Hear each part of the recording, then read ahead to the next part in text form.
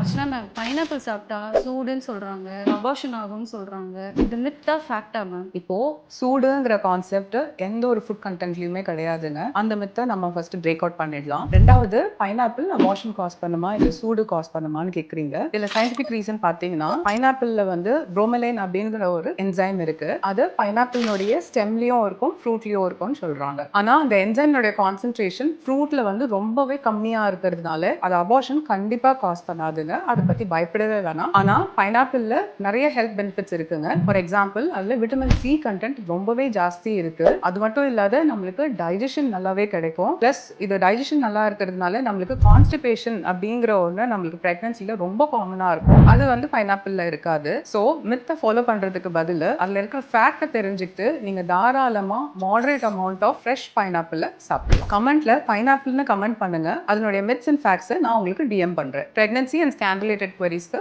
என்னோட பேஜை ஃபாலோ பண்ணிக்கோங்க.